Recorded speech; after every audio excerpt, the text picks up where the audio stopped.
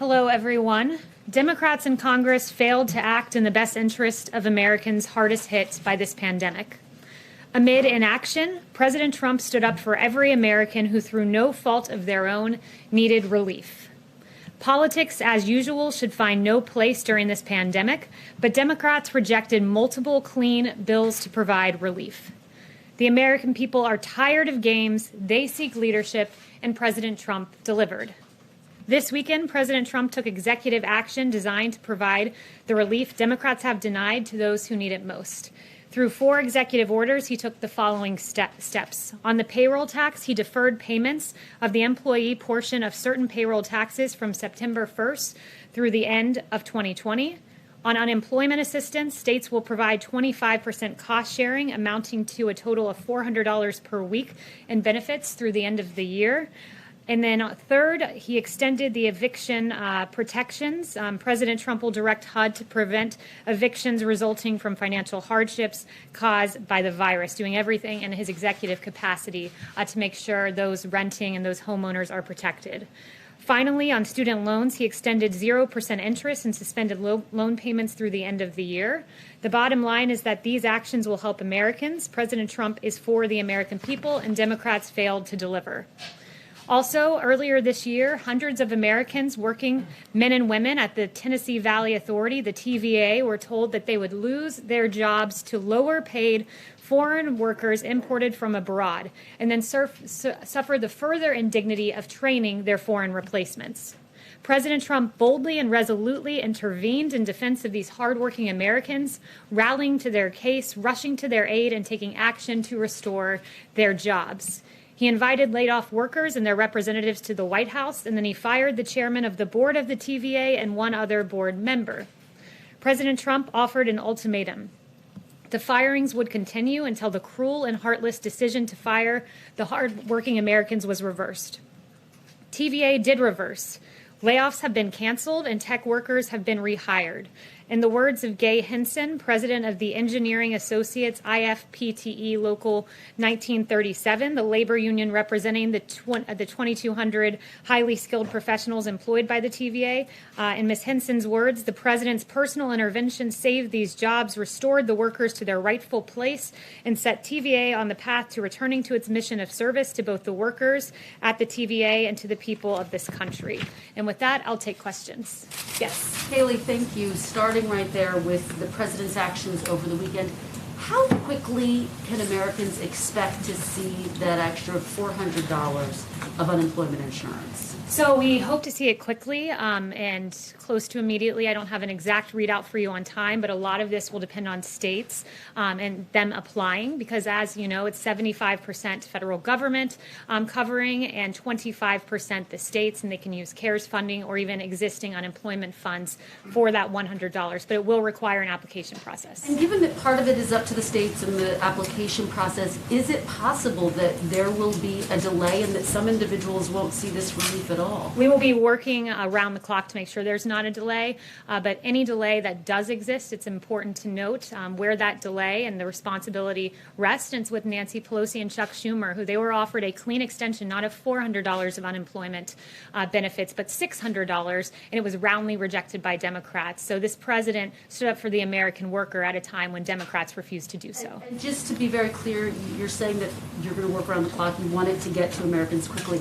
Are we talking weeks? Are we talking a month? Can you pinpoint the timeline? I can't pinpoint a timeline other than we'll be working around the clock, and we encourage Democrats on the Hill to come back. Secretary Mnuchin has said he's willing to review any proposal because the American people deserve better than the games and the partisanship they've seen from Nancy Pelosi, Chuck Schumer, and their Democrat colleagues. Ben. Thanks, Kayleigh. 2 questions. Just to follow up on what Kristen was asking, is there a mechanism by which the federal government can provide the $300 immediately, even if states don't provide the $100?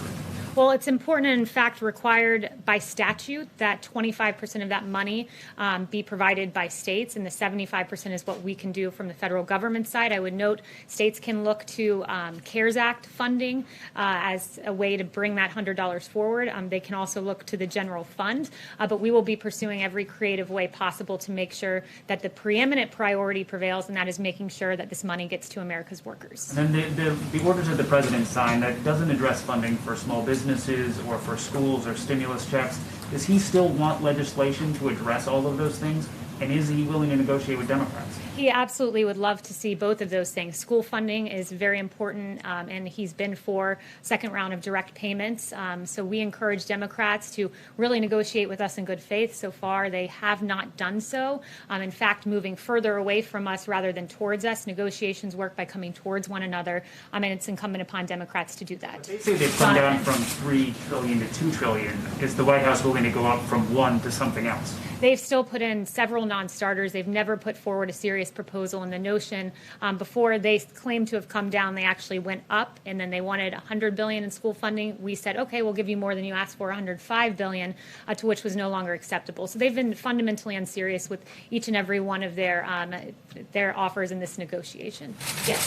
Thank you. A number of Democrats, but also Republican Senator Ben Sasse, have suggested these executive actions are unconstitutional. Can you walk us through what the White House is using as a legal rationale for the president to step in here, and would you be able to share the legal opinions?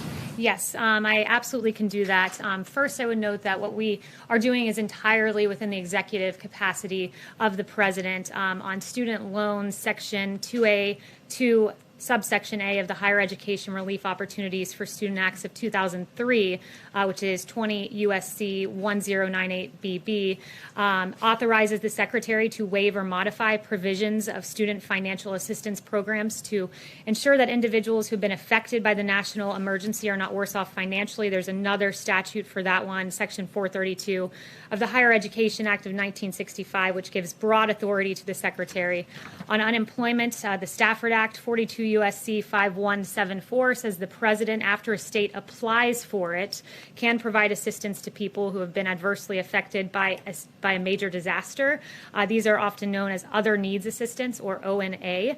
On payroll tax authority, 26 U.S.C. 7508A plainly authorizes the Treasury Secretary to provide any taxpayer that has been affected by a federally declared disaster with an extension of up to a year. This was used before when the Secretary extended the individual filing deadline for 2019 taxes from April to July. And finally, for evictions, the authority would be suggesting that HHS and HUD consider whatever legal authorities they have to protect Americans. And also, the president merely instructed in that EO that we should do everything within the lawful capacity of the executive branch to protect Americans from evictions. Yes, Kayleigh, on China, is the administration planning to respond to the new sanctions that China announced this morning on several lawmakers and other people in the United States? So I won't get ahead of the president on any actions, but we are certainly aware of the announced sanctions. And instead of taking meaningful actions, such as immediately repealing the national security law and stopping the systematic repression of Uyghurs, the Chinese Communist Party opted to respond with this symbolic and ineffectual action. And a growing number of nations around the globe are demanding real action from Beijing. The ball is in the Chinese Communist Party's court. This president has stood strongly against China, and he'll continue to do so. Is there any discussion, Kayleigh, of delisting Chinese companies on the U.S. Stock Exchange? Again, I won't get ahead of the president on any official announcements. Yes. Thank you. The president said over the weekend that he had heard from Democrats about wanting to restart these negotiations. Who exactly did he hear from? And then also his tweet this morning regarding, he said that he had his, he said that Leader Schumer and Speaker Pelosi had his number and regarding negotiations. Does that mean he is going to play a larger role in this process going forward, or is it still going to be Secretary Mnuchin and the Chief of Staff? Well, they speak on the president's behalf. He's been actively engaged in the negotiations and working closely with Secretary Mnuchin and the Chief of Staff. Democrats should come to the table. Their immediate statement in the aftermath of the president issuing these EOs says that they would like to meet halfway, but those are empty words from Democrats that they'd like to meet halfway, because so far they've just gone in the other direction. So did anybody reach out to him? I'm not going to go through the president's call logs, but you guys can ask him later today if you'd like. He'll have a press briefing at about 5:30. Jeff. Thank you, Kayleigh. Secretary Pompeo has raised the issue of Russian bounties on U.S. soldiers in Afghanistan with his counterpart. Does that mean that the administration now considers the intelligence on this secure or clear? And if so, does the president plan to raise it with President Putin? Yeah, so on the part about Secretary Pompeo, I'd refer you to the State Department. That was a New York Times story. So in terms of his personal conversations, I would refer you there. But on the part of the president, this was unverified, not conclusory as the New York Times initially reported. The president will always act in the interests of our troops and look no further than the killing of Soleimani and al-Baghdadi, which brought vindication to hundreds of U.S. servicemen and women who lost their lives overseas. Just to be clear, does that mean that that Pompeo did not raise this? Does that mean that I would refer you to the State Department. But are the two sides seeing seeing the intelligence as different here and the State Department? Again, you're asking me to verify reporting. That would be in the realm of the State Department. But rest assured, this president will always act in the best interests of our troops. Yes. Thanks, Kayleigh. Back on the executive orders the president signed this weekend, as a candidate, Donald Trump criticized fairly sharply Barack Obama's use of executive orders and faulting him for failing to reach deals with members of Congress. How were the president's actions this weekend any different from President Obama's? They're a lot different when you consider the fact that President Barack Obama utilized executive order to push forward a policy that he denied he had the right to push forward 23 times on DAPA and on DACA. He said at least 23 times, I don't have the power to do this.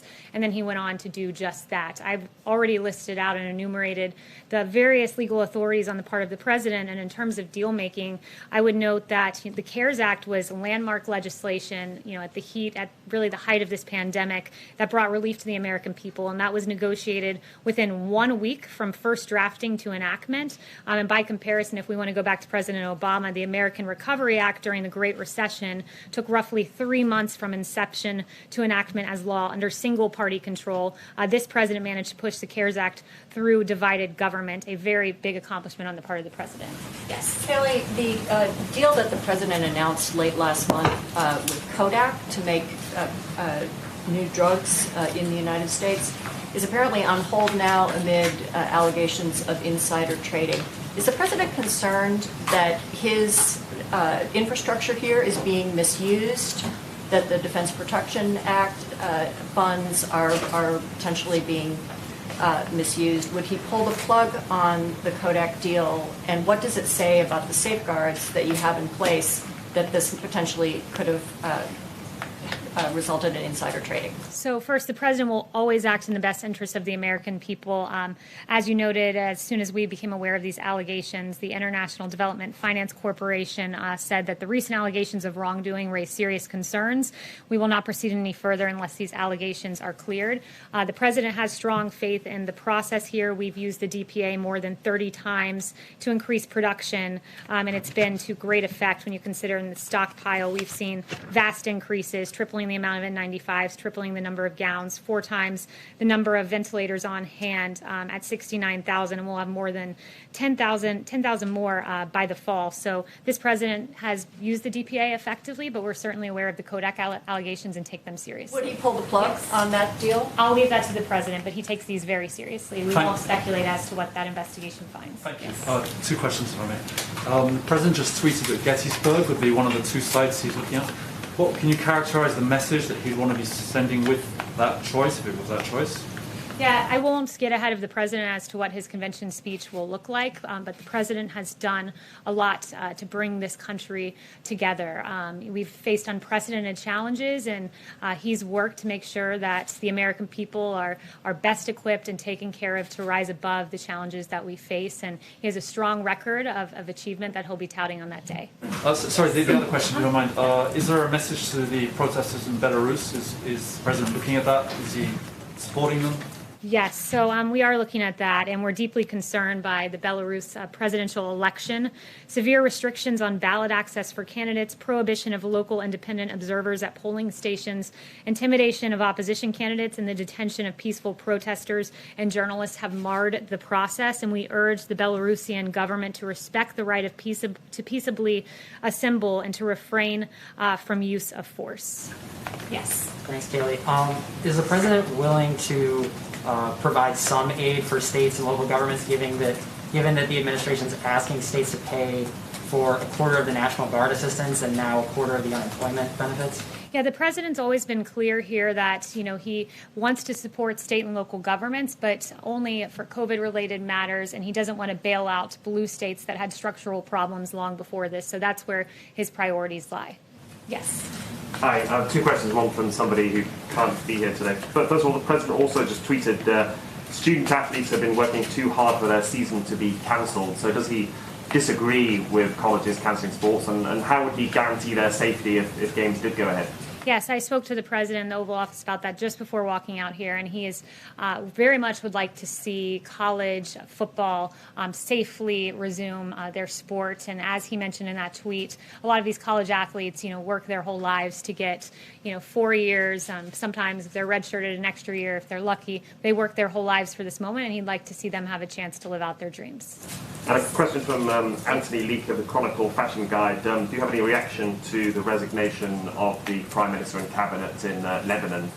Yeah, the president's aware of the situation, but that was just breaking as I came out, so I have nothing to add to that, other than our heart is with the people and those who lost their lives. Christian. Thanks, Kayleigh. Two on the orders. Is the administration at all concerned that funding the federal government's cost share through FEMA could leave the government underfunded for hurricane season? And then secondly, on the housing provisions, I'm just curious, why didn't the president extend the eviction moratorium as it was outlined in CARES? Was that because it was deemed unconstitutional? So on evictions, I would note that the president took 4 strong actions here. And again, the eviction moratorium there was a temporary moratorium put in place by the CARES Act. So the president did what he can within his executive capacity, and it was 4-part, taking all lawful measures to prevent residential evictions. Number 2, instructing HHS and CDC to take measures to temporarily prohibit residential evictions. On HUD, prioritizing federal fundings that can be used as financial assistance to struggling renters and homeowners, and also HUD working with its grantees and partners to ensure that homeowners are not forced out. And with regard to HHS, as they explore their executive authority here, 42 U.S.C. 264A authorizes the Surgeon General in consultation with the Secretary to make and enforce such regulations as is in his judgment that are necessary to prevent the introduction, transmission, or spread of communicable diseases. So it will be within HHS's purview to determine whether COVID meets those standards, and it could go a long way in helping Americans who face eviction. And your second question? It was about FEMA. Is there a concern that, pulling from the disaster funds could leave them underprepared for the rest of, the worst part of hurricane season coming? Yeah, so there is that snapback provision that if FEMA does get below a certain level, that money will snap back. So that is certainly a concern, and we'll make sure that 2 things happen, that Americans get paid, but also that there's enough funding there to safely go through hurricane season. Yes, Thank you very much. 2 questions. What would you like the White House would like to see happening in Lebanon right now, next? And this weekend, the U.S. reached 5 million coronavirus cases, and Brazil 100,000 deaths. As healthcare experts compares the response from both governments. What went wrong here and there? So first with Lebanon, that was your first question. We're monitoring the situation closely. As I've said, our heart goes out to the men and women who lost their lives. It's an absolute tragedy. And the president participated in a virtual conference with international leaders to work closely in our international response effort. We are delivering aid to the region, and our deepest condolences go out to the victims. With regard to the U.S. response to the coronavirus, we've done more testing than any country in the world. And we do identify more cases. We do have, after all, the most testing, as the president has noted. When you look at the U.S. response, the therapeutics, the beginning of this, there was no coronavirus test. It was a novel virus, but we immediately worked to get more than 100 emergency use authorizations to identify various types of testing on therapeutics. There was no therapeutic that we knew to work with COVID. It was a novel virus, but again, this president worked, and there are more than 210 clinical trials on therapeutics, and we have dexamethasone and convalescent plasma, remdesivir, and others, and the vaccine to be on pace to be completed by the end of the year. When Ebola, it took 4 years to go to completion. This president is securing a vaccine at the fastest rate ever for a novel pathogen. So this president has a really historic coronavirus relief response that we're happy to talk about. Comparisons between Brazil and the U.S.? Thank you, Kayleigh. So going back to his question on HHS and executive order, is there no real solution then for people who may be facing eviction by the end of this month or early September? Well, there is a solution. I've mentioned the 4 things that we've done and will continue to do, but the real solution, the holistic solution, rests with Congress and Nancy Pelosi and Chuck Schumer coming to the table. This president instructed his administration to find every single way possible that without congressional Democrats who have been unrelenting and lacking in any sort of care or empathy for the American people, at least when it comes to their negotiating tactics, if they're not going to act and care for the American people, he would. So he instructed this administration to pursue every legal avenue available to us without Chuck and Nancy, and he's done just that. And then on the Thanks, Kayleigh. Just so that with the president bypassing Democrats stalling with the stimulus bill, as we've been discussing in this room, how pressing is it to actually have a next phase bill? Because it seems that the executive order and the 3 memoranda that he just signed really was kind of a wish list of items he wanted to pass. So how motivated is the White House to push for a next phase stimulus bill in spite of what Mnuchin said this morning? Yeah, the White House is still motivated. You know, the president would love to see the direct payments to Americans. The president would love to see the school funding. There are several items that we'd like to see happen. The more relief for the American people and those in need in particular, the better. But this president, you know, has taken action to alleviate some of that burden. But make no mistake, there's still much more that we'd like to accomplish. But that includes having willing negotiating partners in Congress. And so far, we have none in the Democrat Party, it seems. And then finally, one thing I want to leave you guys with is that 18 days ago, Mayor Ted Wheeler tweeted, "What I saw last night in Portland was powerful in many ways. I listened, heard, and stood with protesters, and I saw what it means when the federal government unleashes paramilitary forces against its own people." He, in fact, called our federal agents paramilitary forces. And around this same time, our federal officers were facing rioters, barricading officers inside the courthouse, trapping officers inside, launching of commercial-grade fireworks. A federal agent's hand was impaled by planted nails. 3 officers were at least temporarily, I should say, blinded when a laser was put in their eyes. This has been an ongoing tactic by the rioters. That was 18 days ago when Mayor Wheeler stood with the rioters and against the, quote, paramilitary forces. But just 4 days ago, it appears Mayor Wheeler had a change of heart as local officers took over the situation in Portland, and he now, I guess this is what he believes now, quote, "When you commit arson with an accelerant in an attempt to burn down a building that is occupied by people who you have intentionally trapped inside, you are not demonstrating, you are attempting to commit murder." He could not be more right about that. It is a drastic change. It took him 73 days, I suppose, to come up with that realization. And what we're seeing in Portland with 6 nights in a row, riots being declared. On Wednesday, you had some of these rioters shining lasers in officers' eyes, disable security cameras, broke windows, used boards to barricade the doors, and start a fire with 20 sworn officers and civilian employees inside. This is unacceptable, and it is encouraging to see that the liberal mayor of Portland finally seems to realize that. Thank you, everyone.